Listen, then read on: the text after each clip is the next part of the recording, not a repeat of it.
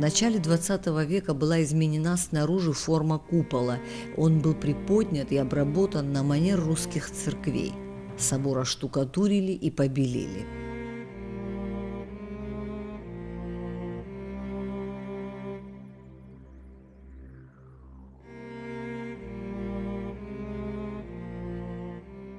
И во время расчистки верха крыш вдруг обнаружили, что, оказывается, в своды были заложены амфоры, раннесредневековые амфоры.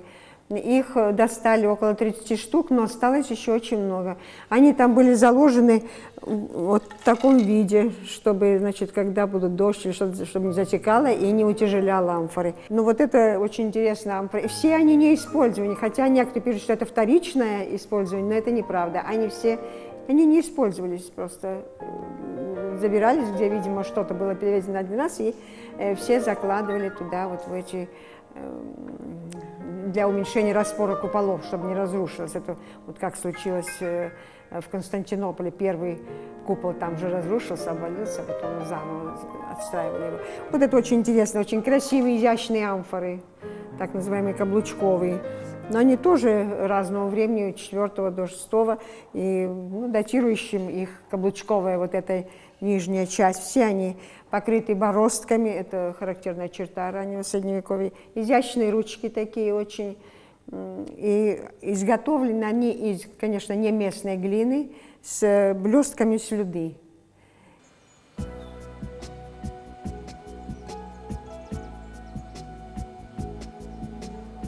Дранскому монастырю принадлежат пещеры и подземные ходы. У края холма под собором со стороны реки Малый Кодор расположен вход в подземелье. Подземный ход представляет собой темный коридор с нишами в стенах. Один из ходов ведет в здание собора. К сожалению, эта пещера с точки зрения археологии, вообще истории, очень мало изучена. И вокруг него всегда в простонародье и в наше время, и в древности было очень много мифов, разного рода мифов. Я не думаю, что это какое-то серьезное отношение к этому имеет, но полагаю, что, видимо, учитывая древность самого собора, древность самого монастыря, пещеры использовались, может быть, и даже и в политических, и во время военных событий, и непосредственно церковных. О последнем факторе говорит то, что даже в XIX веке, когда монастырь возродился заново, здесь в пещерах устроен был храм. Вот внутри, мы сейчас находимся внутри этих пещер. И здесь даже при входе видно, что вот разные направления, которые, видимо, несли разные функциональные значения, что в дальнейшем требует, конечно, более серьезной проработки, потому что, собственно говоря, я ничего пока в этой области специально изученных каких-то материалов нигде не встречал.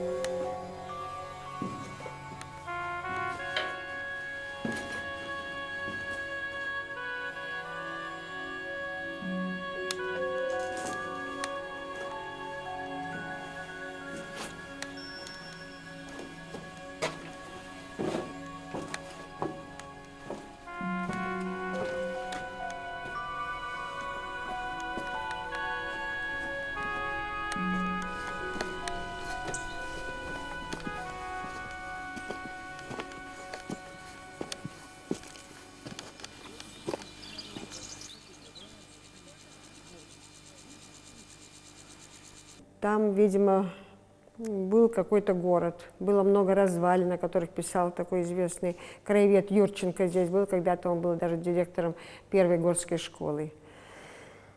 Вот там есть подземные ходы. Не помню в литературе, где я читала, что там в этих подземных, 2 подземных хода даже есть, которые выводят к Кодору. И в одном из них пещеры заполнены кольчугами и вооружением.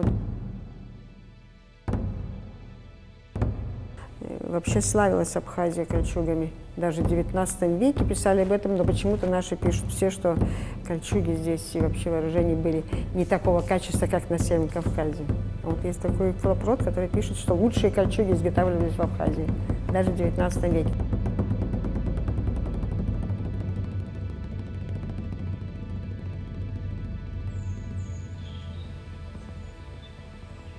После установления советской власти монастырские земли были переданы колхозам, а жилые помещения монастыря предоставлены под административные учреждения.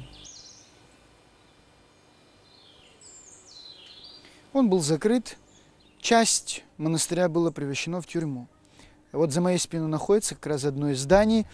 Это не просто бывшее монастырское здание, жилое или хозяйственное, это храм. Второй храм монастырский, построенный в конце 19-го, начале 20 века, и сейчас там располагается тюрьма. Остальные корпуса монастырские были заняты под детскую зону. То есть здесь для трудных детей был большой интернат. Они построили еще дополнительно один корпус большой. Все остальные монастырские здания были оборудованы, переоборудованы для этого, для тех, кто здесь содержался. Конечно, не только, наверное, с точки зрения христианства, церкви, вообще понимания святости и святыни, но вообще, наверное, с точки зрения просто человеческой. Эти вещи несовместимы. Храм, монастырские кельи и тюрьма.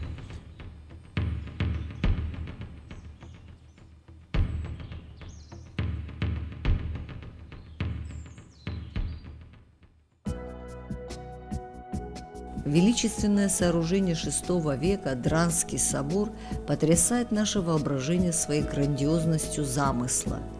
К сожалению, он мало изучен. Быть может, при серьезном исследовании он еще раскроет нам свои неизведанные тайны.